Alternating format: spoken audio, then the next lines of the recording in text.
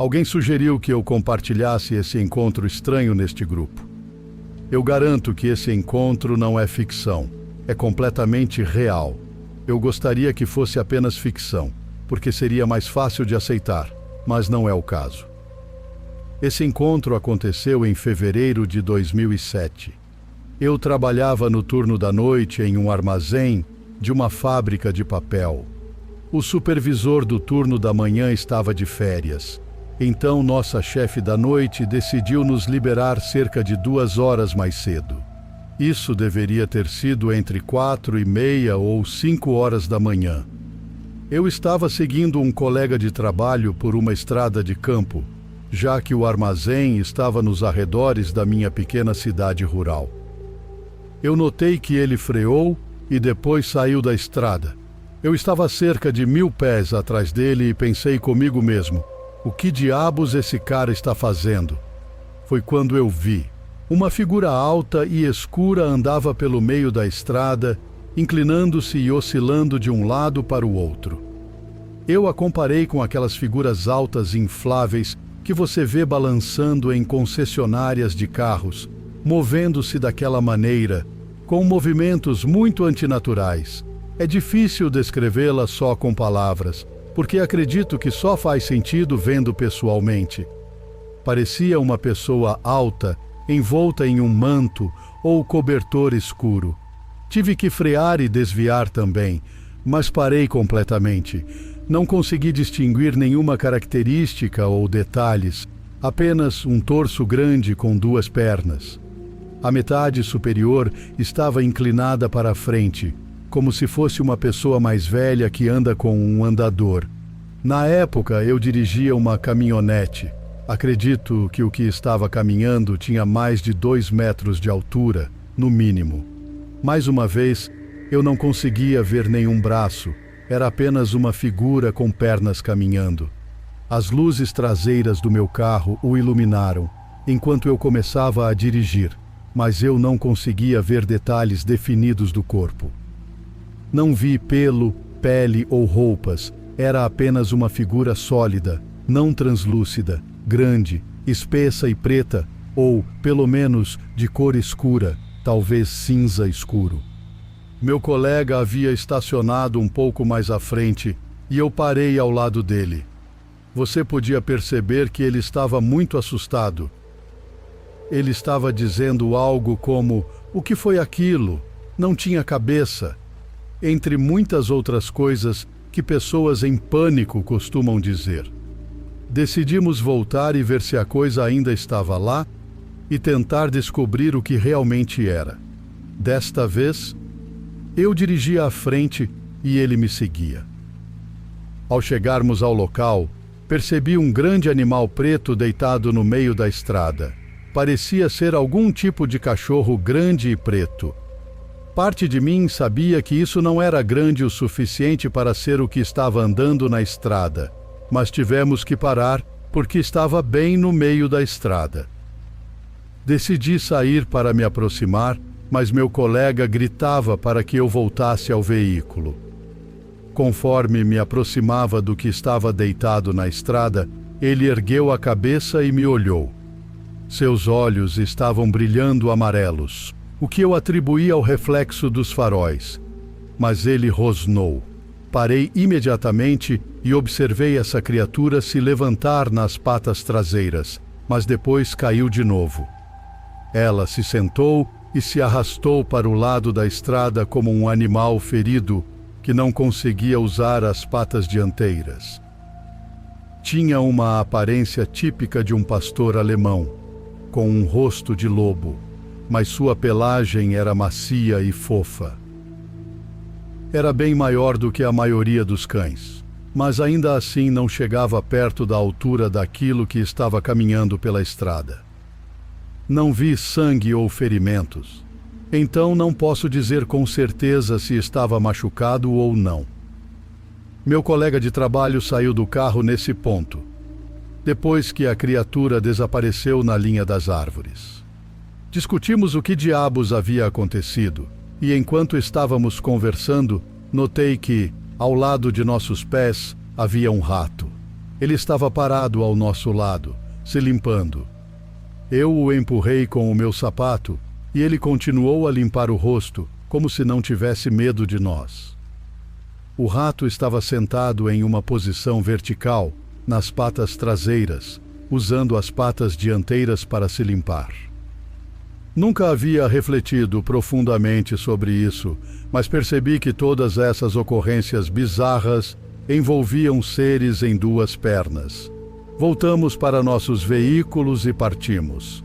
Na vez seguinte em que fomos trabalhar, contei aos colegas o que havia ocorrido. Claro, todos riram de nós. O outro cara que viu aquilo me disse que, se eu não parasse de falar sobre isso, ele começaria a negar que aconteceu, e era melhor esquecermos o incidente por completo. Por cerca de 15 anos, eu nunca contei a ninguém até agora. Tentei racionalizar isso de alguma forma, mas mesmo assim não faz sentido. Tentei explicar como um grande cachorro deve ter sido atingido por outro veículo antes de chegarmos lá. Talvez estivesse mexendo com o rato e foi atingido, o que quebrou suas patas dianteiras, e é por isso que ele estava tentando usar suas patas traseiras. O rato deve ter ficado traumatizado com o cachorro, tentando mexer com ele, então estava apenas parado, se limpando. Eu não sei. Essa é a explicação mais plausível. O cachorro não era nem de longe tão alto quanto aquilo que estava caminhando na estrada. Mesmo com o cachorro de pé, ele tinha 1,80, tenho certeza.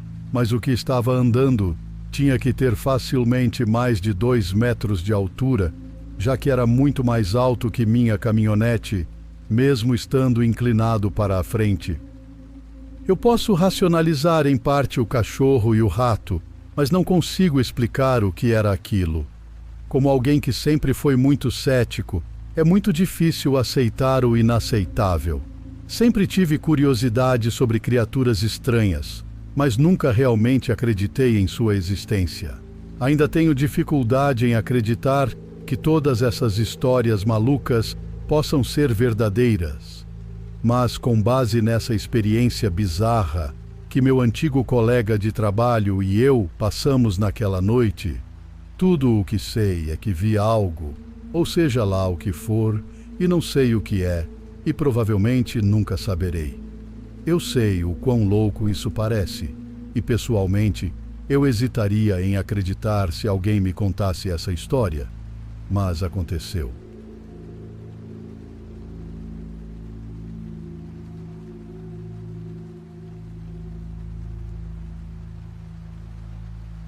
Essa história é de um amigo de infância que me contou e ainda me deixa apreensivo até hoje.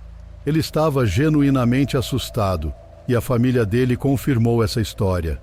Então, aqui vai. Basicamente, meu amigo e a família dele se mudaram para uma casa alugada que, segundo ele, estava assombrada. A casa dava a todos uma sensação estranha e todos que a visitavam mencionavam isso. Eu mesmo experimentei essa sensação de apreensão quando ia lá e acreditava na ideia de que a casa estava realmente assombrada. Honestamente, a casa parecia deprimente e você sentia um pavor lastimável. É difícil descrever com palavras, era apenas extremamente desconfortável, para dizer o mínimo. Agora, vamos ao evento que é a base deste relato. Foi o suficiente para a família do meu amigo fazer as malas e ficar com parentes até se mudarem permanentemente. Naquela tarde fatídica, meu amigo voltou para casa depois de estar em um parque e ouviu uma discussão acontecendo na cozinha entre sua mãe e seu pai. Isso pareceu estranho, pois ambos os pais dele deveriam estar no trabalho. Então ele chamou por sua mãe antes de destrancar a porta da frente e entrar. Meu amigo disse que a casa ficou instantaneamente em silêncio. Um silêncio sobrenatural, como se o ar tivesse sido sugado do lugar. Era abafado e simplesmente errado. Então a mãe dele disse: "Ei, estamos aqui, Justin." Nesse ponto, meu amigo estava do lado de fora da porta fechada da cozinha e congelou antes de abrir. Era realmente a voz da mãe, mas algo estava errado, como se a cadência que tornava aquela voz dela estivesse ausente, fazendo-a soar plana e não natural. Meu amigo decidiu correr para fora da porta da frente e esperar do lado de fora até seu irmão voltar para casa. Ele disse que assim que virou para a casa, viu sua mãe olhando para ele pela janela da sala, mas não era sua mãe. O rosto era o mesmo, tudo era igual, mas o rosto estava vazio de qualquer coisa que o tornasse a sua mãe. Não havia reconhecimento no rosto dela, nenhuma indicação de que ela estava olhando diretamente para o filho. Não havia emoção na expressão, nada. Os olhos simplesmente encaravam, vazios e completamente em branco. Meu amigo gritou e correu pela rua até o trabalho de sua mãe para confirmar que ela realmente estava lá o tempo todo e nunca havia voltado para casa. Inicialmente, a mãe de meu amigo achou que alguém havia entrado, mas uma investigação posterior provou que nada havia sido roubado e a porta dos fundos estava trancada, assim como a porta da frente quando meu amigo voltou para casa. Ninguém conseguia entender quem ou o que meu amigo viu na janela e por que se parecia tanto com sua mãe. Isso foi o fator decisivo para deixar aquela casa e encontrar outro lugar para morar. O proprietário da casa negou que algo assim tivesse acontecido quando eles moraram lá, mas admitiu que os inquilinos não ficavam muito tempo, dizendo que havia algo de errado naquela casa. Uma amiga também me contou que foi a única que viu algo definitivamente sinistro enquanto morava lá. Mas toda a sua família confirmou que sentiam a presença maligna. Isso foi aterrorizante.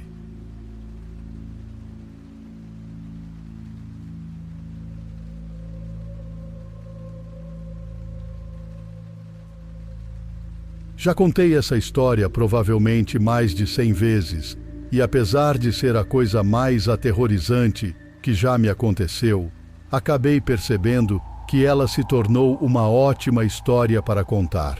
Então, acho que vou compartilhá-la com todos vocês aqui. Vou começar dizendo que sempre odiei acampar. Todos os anos, meus pais me enviavam para um acampamento de verão, o que envolvia pelo menos uma viagem de acampamento na floresta. Apesar dessas viagens, eu sempre as ressenti. A mochila pesada, a falta de banheiros, as aranhas que sempre encontravam o caminho para minha barraca. Aos 16 anos, quando me tornei um conselheiro em treinamento, meu desgosto por toda a experiência mudou brevemente. Naquela idade, éramos apenas alguns anos mais novos do que os acampantes mais velhos, mas tínhamos bastante liberdade para fazer o que queríamos.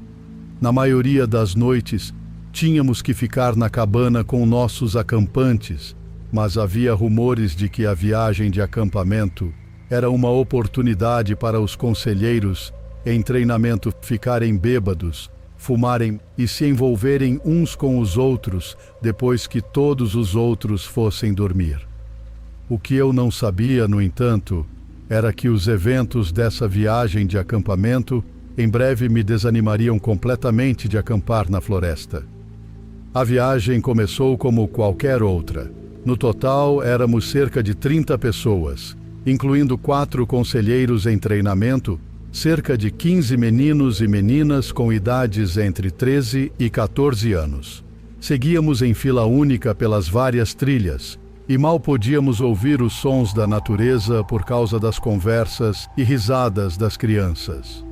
Passamos várias horas atravessando uma densa área pantanosa e subindo uma encosta íngreme, repleta de árvores enormes. Não sendo muito atlético, foi aí que acabei ficando na retaguarda da fila, com outro conselheiro em treinamento chamado Jordan, bem como 2 outros campistas que também estavam com dificuldade para acompanhar. Nós 4 começamos a conversar e, em nosso estado distraído, ficamos cada vez mais para trás em relação ao resto dos campistas até que o último deles desapareceu de vista, cerca de 15 metros à nossa frente. Sem nos preocuparmos, continuamos caminhando no mesmo ritmo lento. No entanto, depois de cerca de 30 minutos, a trilha começou a ficar mais plana e comecei a me sentir cada vez mais ansioso.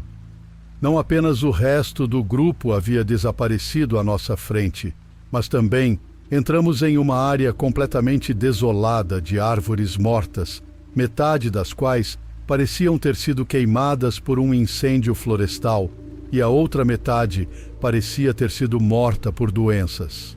A estranheza da paisagem foi pontuada por uma pequena cabana abandonada no meio da floresta, aparentemente intocada pelo incêndio que assolou aquela região. Ficamos tão fascinados pela cena que um dos campistas gritou quando um galho se quebrou atrás de nós.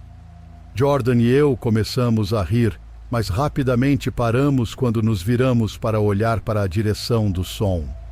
A apenas cerca de 6 metros de nós, havia um homem desalinhado com um ninho de cabelos pretos e uma longa barba preta que caminhava lentamente em nossa direção, com os olhos fixos em nós.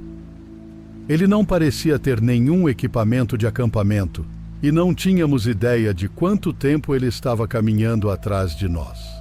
Sendo jovens, naturalmente ficamos bastante assustados, mas Jordan conseguiu dar um leve aceno para o sujeito antes de dizer ao resto de nós: "Vamos acelerar o passo e voltar para o resto do grupo."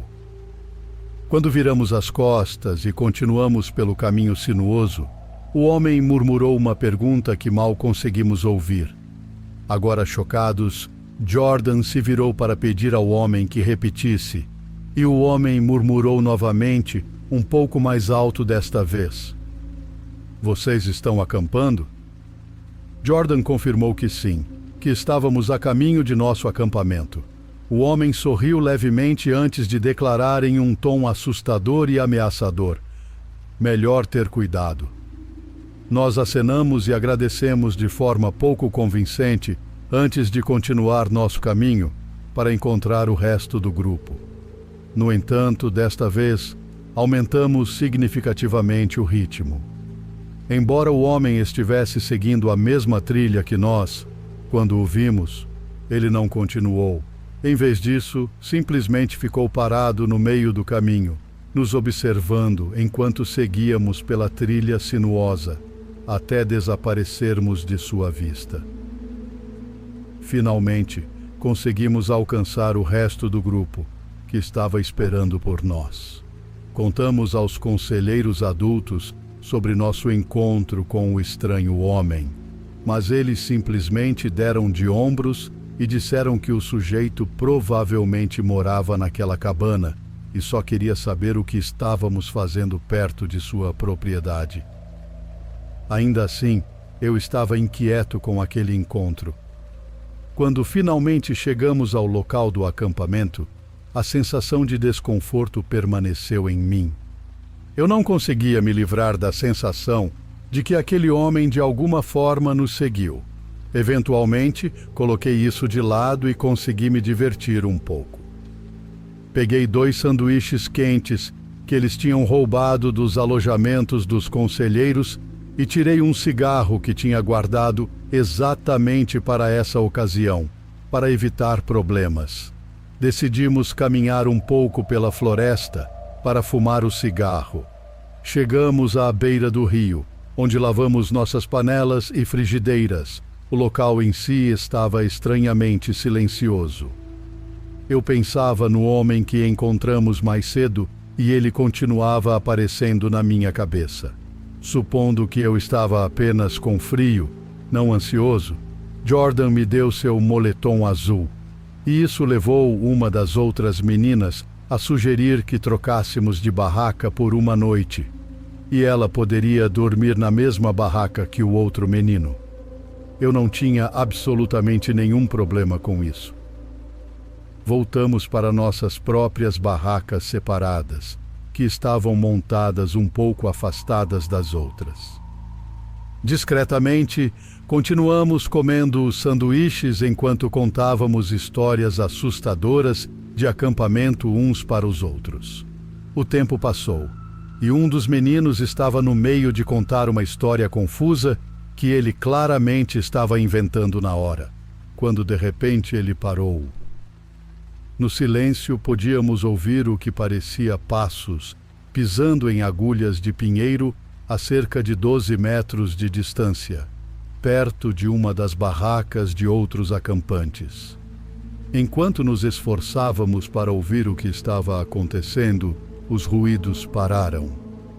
Embora tenhamos assumido que fosse apenas um dos campistas levantando para ir ao banheiro, todos nós estávamos exaltados pelas histórias assustadoras, então decidimos encerrar a noite e voltar para nossas barracas. Jordan seguiu o exemplo e fizemos nosso caminho de forma estranha antes de eventualmente dormirmos. Não sei que horas eram, mas deveria ser bastante tarde quando acordei repentinamente com o som distintivo de passos andando ao redor ou perto de nossa barraca. Meu corpo ficou tenso de adrenalina e eu tentei ficar o mais imóvel possível e controlar minha respiração. Pelo som, ficou claro que alguém estava a menos de 1 metro da frente da nossa barraca, aparentemente indo e voltando. Virei para acordar Jordan, mas fui imediatamente tranquilizado quando vi que ele não estava ao meu lado. Assumindo que Jordan era a pessoa que eu estava ouvindo, fechei os olhos e comecei a relaxar. Mas, de repente, ouvi o zíper da barraca sendo aberto. Senti Jordan deitar-se ao meu lado depois de alguns momentos e ele começou a me abraçar como se estivéssemos dormindo juntos. Achei que era brincadeira dele. Quase adormecendo novamente, percebi que precisava ir ao banheiro. Murmurei algo sobre isso e comecei a abrir o zíper da minha sacola de dormir. Isso aparentemente irritou Jordan, e ele virou-se preguiçosamente, puxando seu moletom sobre a cabeça enquanto continuava a cochilar. Levantei-me e vesti meus sapatos, caminhando até a área designada para urinar. Enquanto estava lá fora, ouvi barulhos vindos do acampamento, como se alguém estivesse mexendo em nossos suprimentos. Ainda meio chapado, ao tentar puxar minhas calças com pressa, perdi o equilíbrio e agarrei um galho, fazendo um barulho alto. Tentei me recompor o mais silenciosamente possível, mas quando finalmente olhei, vi uma figura se movendo em direção ao nosso acampamento. Antes que eu pudesse pensar, fui cegado pela luz forte de uma lanterna que brilhava diretamente nos meus olhos. A luz estava ficando cada vez mais brilhante, então quem quer que fosse estava se aproximando de mim. Paralisado de medo, o sujeito chegou a 3 metros de mim antes de ouvir a voz de Jordan dizendo: "Desculpa, sou só eu." Senti um alívio temporário, mas então Jordan me perguntou algo que me confundiu muito. Ele disse: "Você viu meu moletom azul? Eu sei que você me deu de volta, mas acho que um dos campistas pode ter roubado da minha mochila enquanto eu dormia." Depois de uma breve pausa, consegui balbuciar: "Mas você estava usando o moletom quando voltou para a barraca." O que ele disse em seguida fez meu sangue gelar. "Do que você está falando? Ele está desaparecido desde que voltamos do rio. Até desci lá para ver se o deixei por acidente, mas ainda não consegui encontrá-lo. Pensei em verificar as mochilas dos meninos, e foi quando eu te vi." O terror se apoderou de mim ao perceber que a figura que havia entrado na barraca e deitado ao meu lado não era Jordan. Sentindo que algo estava errado, Jordan insistiu em voltar para a barraca para verificar pessoalmente. Lentamente e o mais silenciosamente possível, voltamos para o lado da barraca. Jordan ligou sua lanterna e a apontou para dentro da barraca através do nylon. Ele soltou um grito agudo ao ver a clara silhueta de um homem imóvel dentro da barraca. O que aconteceu em seguida é um pouco confuso. Corremos até as barracas, onde os conselheiros mais velhos estavam dormindo, e desesperadamente abrimos os zíperes das barracas, gritando para que eles saíssem. Havia um homem dentro de nossa barraca. Lembro-me do pânico se instaurando, enquanto nossos conselheiros mais velhos acordavam lentamente, mas depois de mais gritaria, eles finalmente entenderam a gravidade da situação. Enquanto havia uma agitação próximo à nossa barraca, ao chegarem lá, encontraram-na aberta, com muitas de nossas coisas espalhadas pelo chão. Depois disso, ouvimos os conselheiros pelo rádio, pedindo ajuda à base do acampamento e chamando a polícia. Podíamos dizer que eles estavam tão assustados quanto nós. Acho que nenhum de nós conseguiu dormir depois disso. Felizmente, tivemos que esperar apenas algumas horas para o sol nascer. Nesse momento, alguns dos outros conselheiros mais velhos chegaram com armas para nos escoltar de volta ao acampamento principal. Durante o trajeto de volta, um dos campistas encontrou o moletom de Jordan amarrado a uma árvore no caminho, como se fosse algum tipo de marcador. Jordan decidiu deixá-lo lá. Até hoje, ainda não consigo afirmar com certeza se o homem que encontramos na barraca era o mesmo que cruzamos no início da trilha. Aquele rosto e aquela noite continuam me assombrando.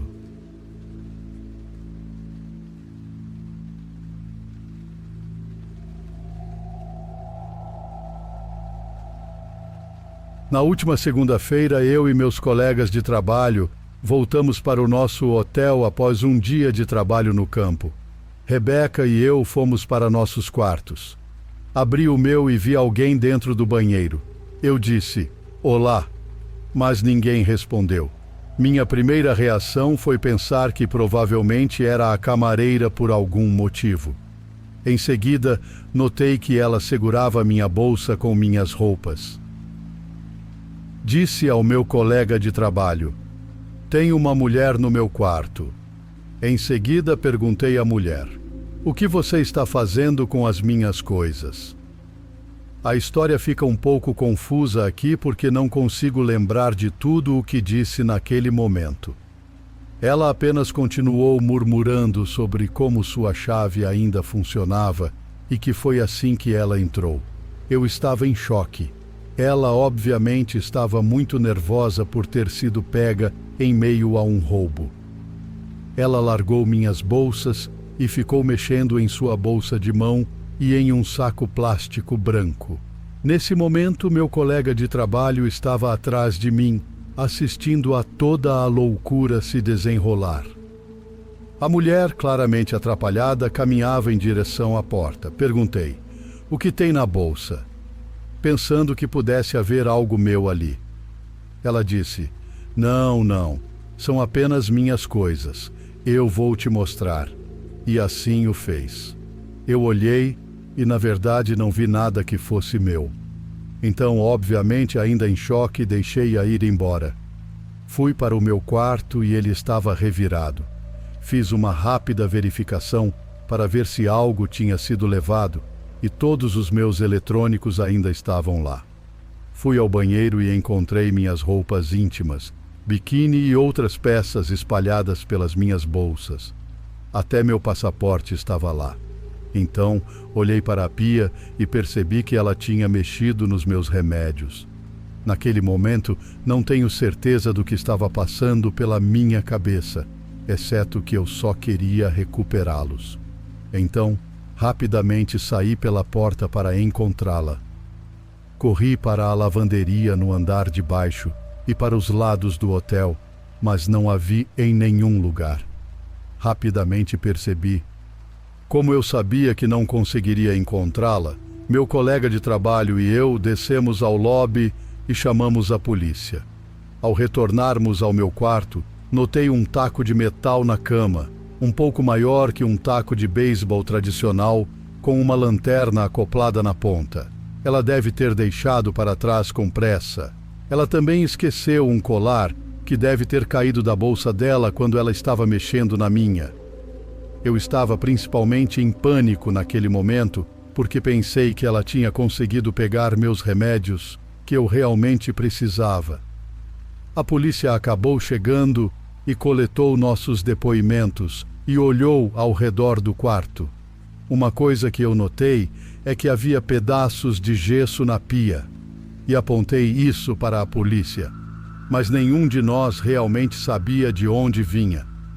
Começamos a olhar a porta e as janelas para ver se ela tinha se infiltrado de alguma forma. Não havia nada, então meio que aceitamos a ideia de que ela tinha uma chave reserva ou algo assim, embora a recepção do hotel tenha insistido que isso não era possível. Após coletarem nossos depoimentos, os policiais se retiraram.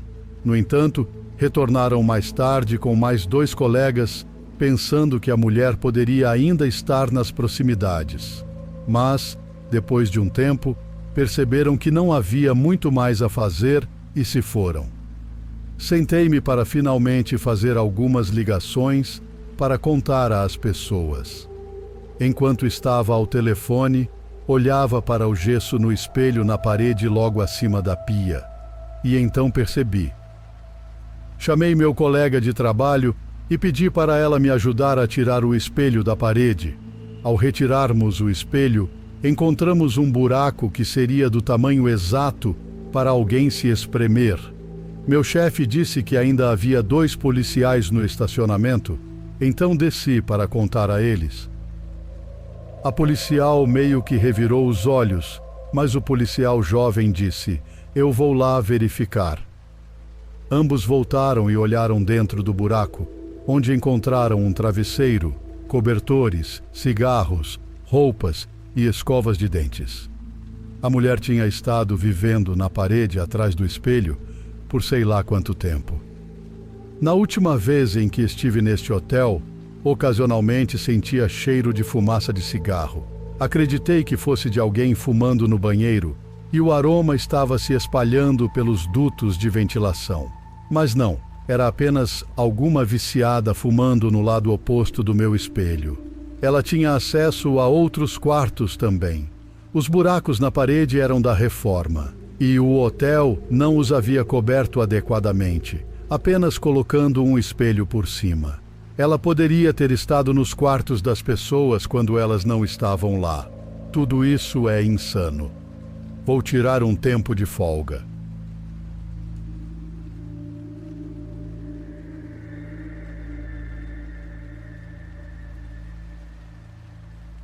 Uma vez, fui a um bar com um dos meus amigos. Eu tinha acabado de completar 21 anos. Então ainda não tinha frequentado muitos bares até aquele momento. Meu amigo já havia começado a beber antes de chegarmos, por isso estava bem bêbado quando entramos. Quando nos sentamos no bar, uma garota bonita veio até nós e começou a conversar comigo e meu amigo. Ela disse que se chamava Franciele, e eu percebi que ela tinha cabelos vermelhos muito brilhantes, que eu presumi serem tingidos, pois eram bastante chamativos. Essa garota estava flertando conosco, e eu notei que ela percebeu que meu amigo já estava muito bêbado. Para ser honesto, eu fingi estar bêbado também, já que parecia estar funcionando para meu amigo. Eu não sabia se ela estava apenas tentando conseguir bebidas de graça. Então, eu disse a ela que não tínhamos muito dinheiro. No entanto, ela se ofereceu para comprar bebidas para nós e continuou comprando bebidas para meu amigo. Comecei a me questionar sobre em quem ela realmente estava interessada, em mim ou no meu amigo. Meu amigo foi ao banheiro e quando ele voltou, foi expulso pelos seguranças por estar muito bêbado. Franciele e eu fomos para fora com ele, e ela continuou dizendo para ele ir para a casa dela. Ele estava tão fora de si que mal conseguia responder. Expliquei a ela que ele estava muito bêbado e não podia deixá-lo ir, pois não queria que acordasse em um lugar desconhecido sem lembranças. Ela insistiu que cuidaria dele, mas eu disse que só deixaria meu amigo ir se eu fosse junto. Eu presumi que ela achou que eu estava com ciúmes ou algo assim, ou que estava bloqueando a situação, mas meu amigo claramente tinha perdido o interesse nela naquele ponto. Ela imediatamente começou a flertar comigo e ofereceu-se para chamar um táxi para levar meu amigo para casa. Ela então sugeriu que fôssemos para a casa dela sozinhos. Nesse ponto, eu já tinha bebido algumas doses e estava um pouco embriagado, então concordei. Nós levamos meu amigo até o táxi e depois fomos para o carro dela. No caminho, tropecei um pouco e ela comentou sobre o quão bêbado eu estava, sorrindo e segurando meu braço. Eu concordei, mas por algum motivo me senti um pouco tímido e ansioso naquele momento. Tudo estava acontecendo rápido demais para mim. Chegamos à casa dela e assim que entramos, ela trancou a porta. Eu achei isso estranho, mas presumi que ela não queria que ninguém entrasse. Disse a ela que precisava usar o banheiro e fui até lá, trancando a porta do banheiro. Foi quando comecei a me sentir estranho, como se algo não estivesse certo. Senti-me ficando mais embriagado por ter terminado aquela garrafa anteriormente. Abri a torneira para disfarçar e induzi o vômito, tentando me livrar do álcool. Depois de dar descarga e beber água da torneira para tentar ficar sóbrio. Eu não queria realmente ficar bêbado, mas queria continuar na companhia da Franciele. Então fingia estar embriagado. Desliguei a torneira e pude ouvi-la conversando com alguém. Ele está bêbado pra caramba, mal consegue ficar em pé, ela disse. Você faz isso? Com quem ela estava falando? Fazer o quê? Saí do banheiro e fui para a sala de estar. No momento em que entrei na sala, vi-a indo para outro cômodo. Apenas consegui ver a parte de trás da cabeça dela, com aquele cabelo vermelho intensamente brilhante, se dirigindo a outro cômodo. Não vi o rosto dela nem nada, apenas a vi andando rapidamente na direção do quarto. A sala de estar estava muito escura. Onde você está indo? Eu disse, como se estivesse bêbado. Voltei à sala escura e ela veio em minha direção dizendo: vamos para o meu quarto. Eu olhei para o seu cabelo vermelho brilhante e depois para os olhos dela, que estavam diferentes. O rosto dela era diferente, era outra garota com o mesmo cabelo. Era uma peruca o tempo todo. Ela trocou com a outra garota da mesma cor que vi antes. Meu coração parecia ter parado, mas tentei parecer como se não soubesse que era uma garota diferente. Sorri para ela e disse que precisava usar o banheiro mais uma vez, porque estava muito bêbado.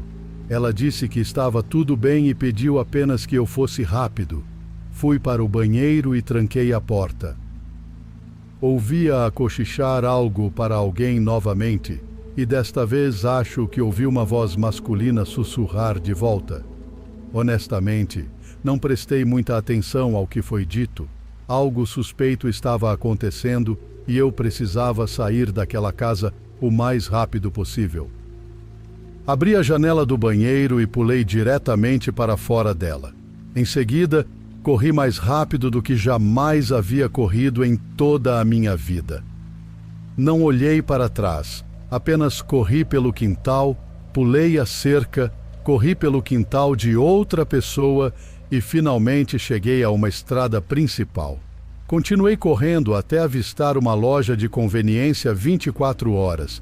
Entrei correndo e me posicionei bem na frente da câmera, chamei um táxi e fui para casa. Tentei pensar sobre o que aconteceu naquela noite. O que ela ou eles estavam planejando naquela noite. Por que ela me deu um nome falso? Por que ela estava tentando nos deixar tão bêbados? Meu primeiro pensamento foi um assalto, mas ela gastou dinheiro conosco, pagando bebidas e o táxi do meu amigo. Principalmente porque ela usava uma peruca e a trocou com outra garota. No dia seguinte, após esse incidente, voltei a casa com alguns amigos, apenas para ver o que estava acontecendo. Não havia ninguém lá, Nenhum carro, nenhuma pessoa, nada. Era apenas uma casa vazia. Acabei descobrindo que a casa era alugada para o verão e que aquelas pessoas a usaram por uma única noite e nunca mais voltaram.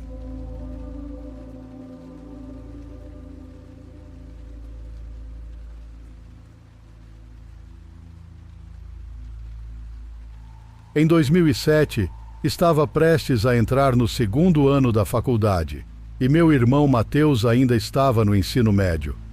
Nós temos 2 irmãos mais novos, que na época estavam na idade da escola primária. Meus pais decidiram fazer uma viagem para comemorar o 20º aniversário de casamento naquele ano. Então meu irmão e eu fomos os voluntários para cuidar dos nossos irmãos mais novos, Carlos e Luiz. O melhor amigo do Mateus, Christian, ficou conosco enquanto meus pais estavam fora e nos ajudou a planejar atividades divertidas para os meus irmãos mais novos. Uma ideia que eles estavam realmente animados era uma viagem de acampamento, já que nossa família não era muito do tipo que gostava de atividades ao ar livre. Eles se animaram com a ideia de cozinhar o jantar sobre uma fogueira e pescar no riacho. Como era início do verão, estávamos em um clima quente e um céu claro e bonito para observar as estrelas.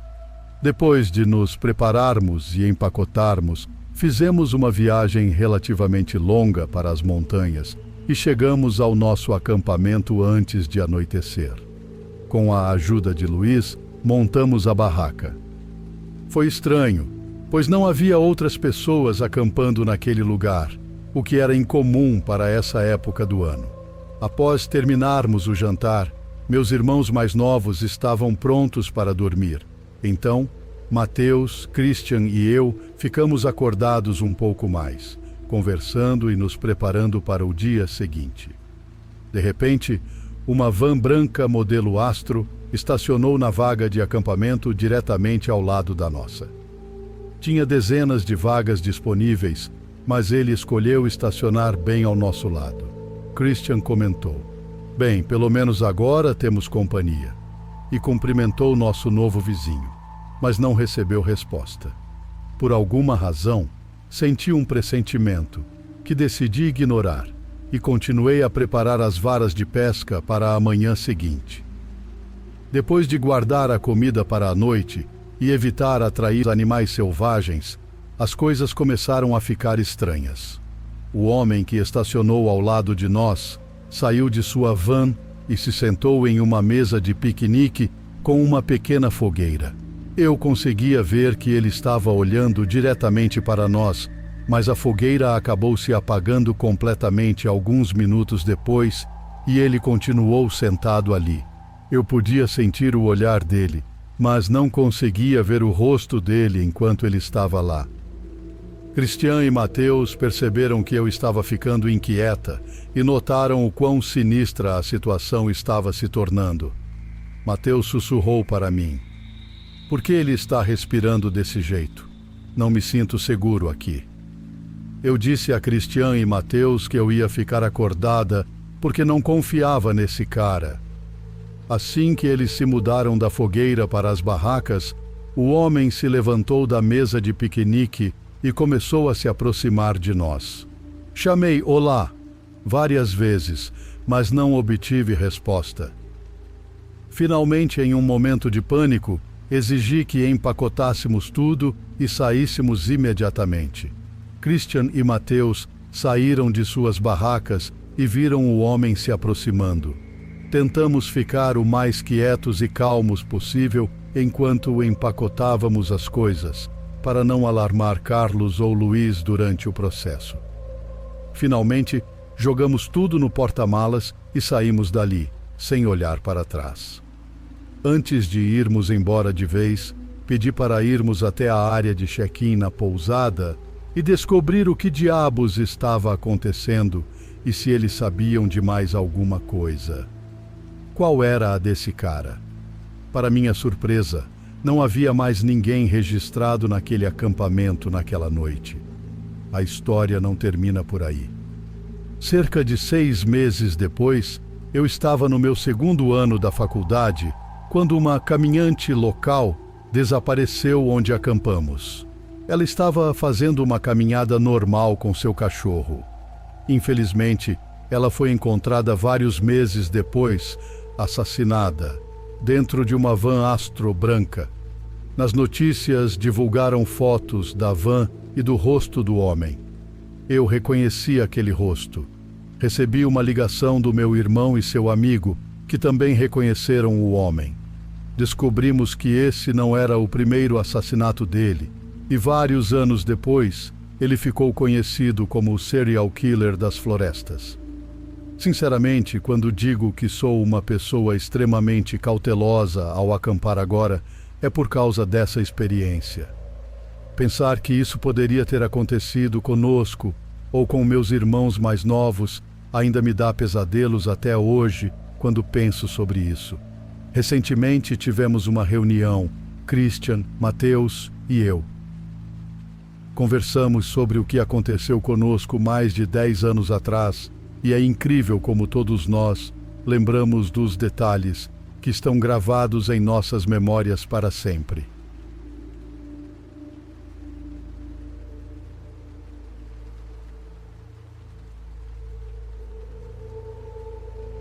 Quando eu tinha por volta de 10 ou 11 anos, dividia um quarto com meu irmão, que tinha cerca de 15 anos na época.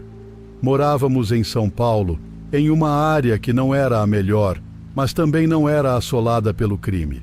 Nosso quarto tinha 2 janelas. Uma dava para o quintal e a outra se conectava com a calçada da frente. Essa segunda janela era útil para meu irmão sair sorrateiramente e encontrar seus amigos. Se você pisasse nessa janela, já estaria na calçada. Ou seja, qualquer pessoa que estivesse lá poderia facilmente acessar nossa janela. Nunca me incomodei com essa ideia, porque, honestamente, nunca passou pela minha cabeça. Minha cama estava alinhada com essa janela, e a do meu irmão ficava de modo perpendicular à minha. Era uma disposição estranha, mas isso é meio irrelevante. Naquela época, não tínhamos smartphones ou laptops para nos manter entretidos. Então, nas noites em que não conseguíamos dormir, ficávamos acordados conversando um com o outro e inventando jogos bobos para passar o tempo. O evento que vou contar aconteceu durante o verão e ficamos acordados até altas horas da noite, aproveitando a falta de aulas no dia seguinte. Devia ser por volta das 1 da manhã, e estávamos jogando um jogo em que um de nós era o goleiro e o outro fazia o arremesso.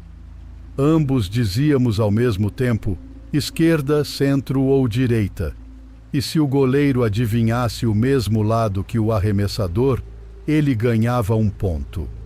Se o arremessador escolhesse uma posição diferente da que o goleiro disse, ele ganhava 1 ponto. Jogamos algumas rodadas, e eu estava vencendo. No entanto, não lembro em que rodada estávamos, mas fizemos a contagem regressiva usual de 3, 2, 1. Meu irmão, que era o goleiro, disse esquerda, e eu, como arremessador, disse centro. Então, uma voz vinda do lado de fora da janela disse esquerda. Meu irmão e eu ficamos paralisados. A cortina estava abaixada, mas minha mãe deixou a luz da calçada acesa, então era a única coisa iluminando nosso quarto, com a luz da calçada entrando pelas bordas da cortina. Naquele momento, minha mãe estava em outra parte da casa, minha irmã no quarto ao lado e meu pai junto de minha mãe. Assim, eu e meu irmão nos sentíamos praticamente sozinhos. Nós dois estávamos apavorados. Pareceu uma eternidade, mas provavelmente foram apenas 30 a 45 segundos de espera. Ouvimos uma risada e uma batida brincalhona na janela. Ei, vamos jogar mais uma rodada, garotos, disse a voz em um tom alegre e brincalhão. Sinceramente, eu gostaria de dizer que a voz era assustadora e parecia ameaçadora, mas não era. Era apenas uma voz de mulher, não muito velha, mas jovem o suficiente, uma voz normal, como qualquer outra voz. Nada parecia estranho nela, exceto de onde estava vindo e a hora em que se fez ouvir. Estávamos aterrorizados. A janela estava prestes a se abrir. E eu poderia estar cara a cara com essa pessoa assustadora se eu apenas levantasse a cortina. Fiquei imóvel, tenso, como se tivesse olhado nos olhos da medusa. Após alguns momentos de silêncio, meu irmão começou a se mover devagar da cama em direção à porta, tentando não fazer barulho. Enquanto meu irmão se aproximava da porta em silêncio, ouvimos o som de unhas passando devagar na janela, de cima para baixo. Nesse ponto, meu irmão alcançou a porta, olhou para mim e colocou o dedo nos lábios, pedindo silêncio. Quando as unhas pararam de arranhar a janela, ouvi os passos leves da pessoa saindo da calçada e desaparecendo na noite. Continuei deitado lá por uma eternidade, sem me mexer, até que meu irmão voltou com minha mãe. Vi minha mãe passar rapidamente pelo meu quarto, em direção à porta da frente. A luz da calçada se apagou e fiquei no escuro com meu irmão esperando na porta pela volta de minha mãe. Ouvi minha mãe chamar meu pai, que veio sonolento e irritado. Eles conversaram e, em seguida, entraram no nosso quarto para nos contar o que havia acontecido. Aparentemente, minha mãe viu a mulher saindo da entrada da nossa garagem, atrás de algumas plantas altas. Graças a Deus, tínhamos uma garagem longa, caso contrário, minha mãe provavelmente teria pensado que estávamos ficando loucos, já que nada de mal havia acontecido, além de me deixar apavorado com a minha janela. Meus pais não chamaram a polícia, apenas acharam muito estranho e ficaram acordados pelo resto da noite para garantir que ela não voltasse. Tenho agora 17 anos.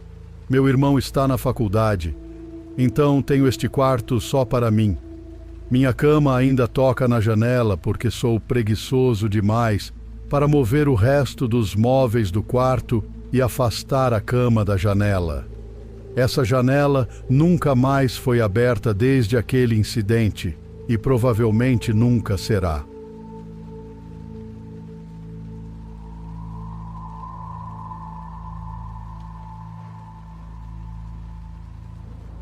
Todos nós já tivemos encontros ruins, certo? Este é o único encontro que tive até hoje que acendeu tantos alertas e levantou tantas bandeiras vermelhas. Vou começar dizendo que não saio para muitos encontros, mas quando o faço, garanto seguir os protocolos de segurança, como ir ao meu encontro em lugares públicos e deixar minha família ou amigos saberem onde vou estar, além de estacionar em um local movimentado próximo ao local do encontro. De início, ele sugeriu encontrarmos em sua casa para ver um filme e beber algo. Eu disse que não me sentia confortável com isso e só queria nos encontrar em um local público. No começo, ele pareceu concordar com isso, mas depois voltou a mencionar algumas vezes. Perguntei se havia algum problema financeiro ou algo do tipo, e sugeri que poderíamos nos encontrar em outro momento ou esquecer o encontro. Ele reconsiderou e concordou em nos encontrarmos em um café que eu escolhi. Ele chegou em um carro de 2 portas, um detalhe importante, e entrou no café antes de mim. Após uma rápida e educada apresentação, as coisas ficaram estranhas. Depois de eu pedir um refrigerante, ele disse: "Você não quer beber?" Eu estava pensando em ir até o bar e pegar uma bebida. Eu disse que não estava bebendo, e ele me olhou como se eu fosse completamente irracional.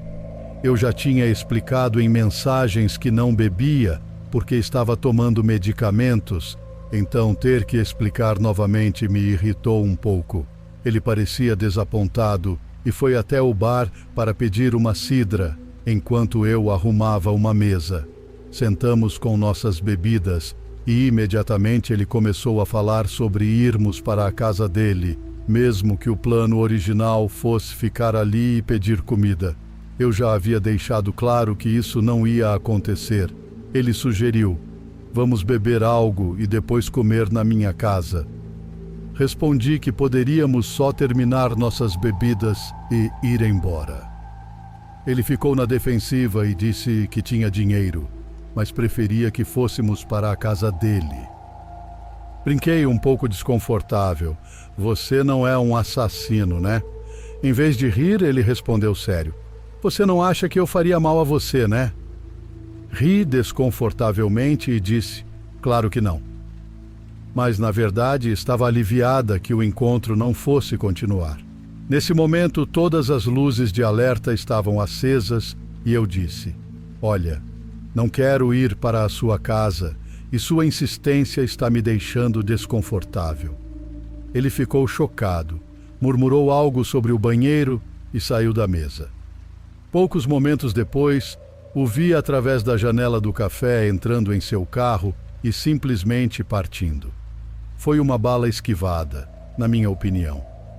O fato de o carro dele não ter portas traseiras tornou a situação ainda mais sinistra, porque imagine se algo tivesse acontecido no carro, eu não teria como escapar.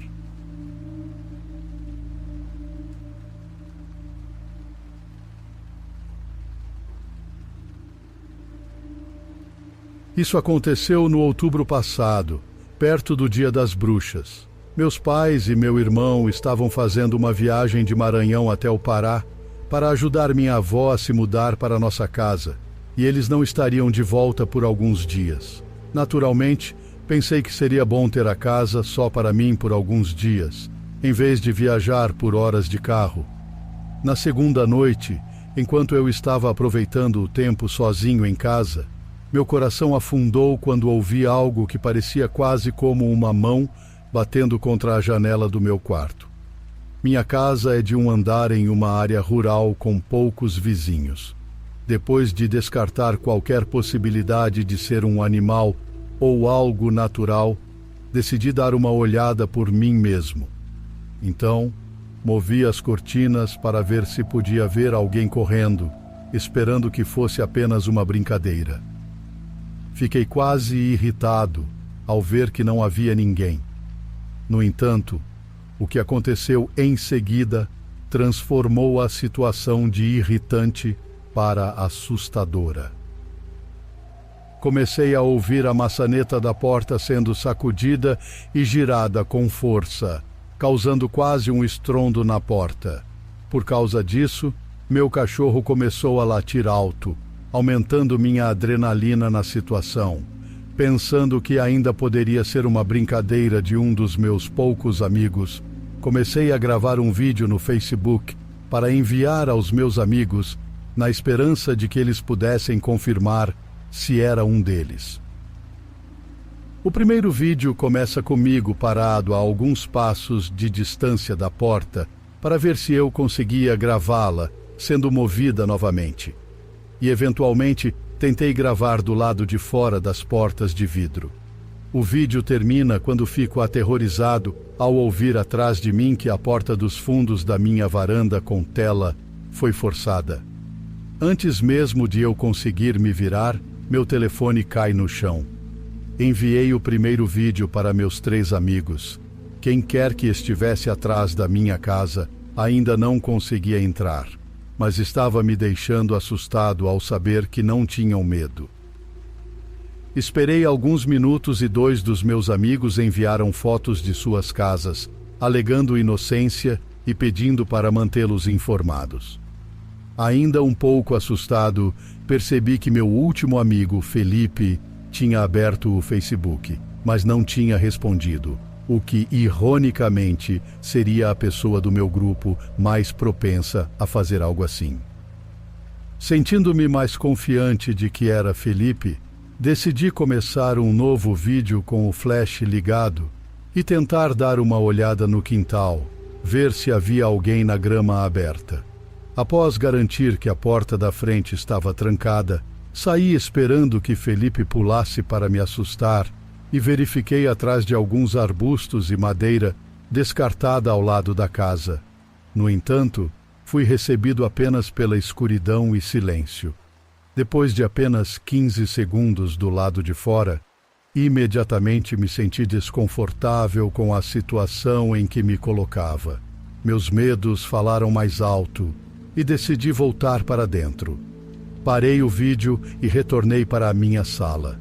Finalmente, Felipe respondeu ao meu vídeo, fazendo minha respiração parar quando vi uma foto dele na cama com a namorada dizendo: "O que diabos é isso, cara? Chama a polícia."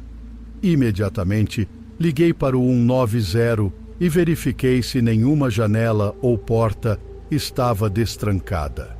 Fui aconselhado a manter todas as portas trancadas e a ligar novamente se ouvisse mais ruídos de entrada forçada.